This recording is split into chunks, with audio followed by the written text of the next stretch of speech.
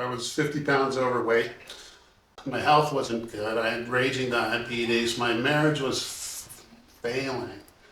I hadn't talked to my daughter in like 3 years. My son was struggling mentally and emotionally.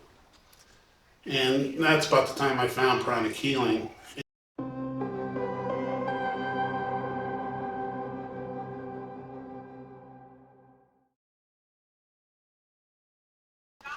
Hi, I'm Bob Kolazaric, and I am a professional pranic healer.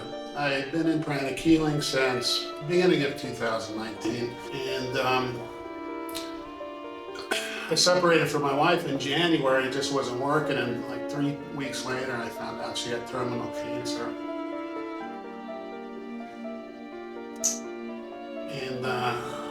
And she begged me to stay, but prior to that, she had tried to sue me to have my son removed from the house, and it just became a line in the sand. And it's like I left and then found out like 2-3 weeks later she was dying. And she was begging me to stay, and I did. And that's when I found Pranic healing. It's a tough story. It's a tough story to tell. But it changed my life. I found Kim Sire. She did a healing on me. I've never had a healing before.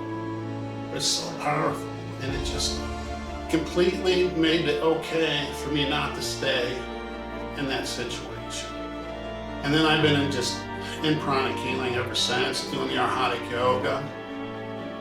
Started my own business. I found Pranic healing through Mexico at a Tony Robbins event. And then that first time I ever did meditation at Twin Hearts, the energy that came through me and through my hands were just simply amazing. And I wrote my mission statement, which is still the mission statement that I adhere to today, and that's just to bring so many souls to life. I mean, I knew it at that point in time.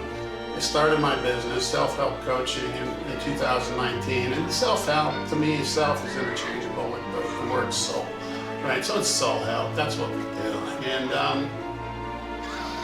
so I just really kind of got into a COVID hit, and I started helping the healing pods and the service pods, and then we started the certification program. So I worked through the associate certification program, the certified program, and then the psychotherapy certification program.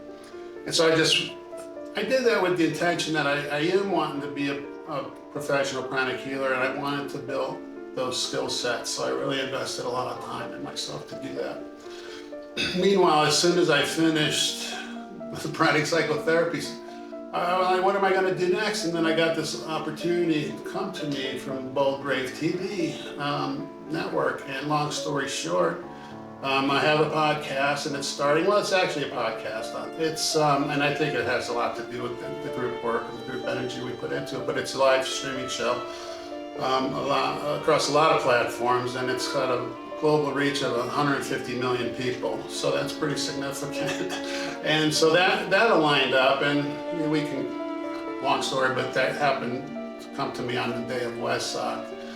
And then also recently I became the operations manager for the American Pranic Healing Association. So I had always thought about going back into the elevator business, which I semi-retired from, and started focusing on this, but life hasn't worked that way. It keeps evolving, and things just kind of align. So I'm working in alignment with my higher purpose, which is to spread pranic healing and Arhatic yoga. And the work that I'm doing with the association and the show are also completely aligned. So it's a blessing. I feel blessed to just be here with this group and doing this work. I love it. I'll do it until the day I leave the body. And I'm just happy to be a professional pranic healer.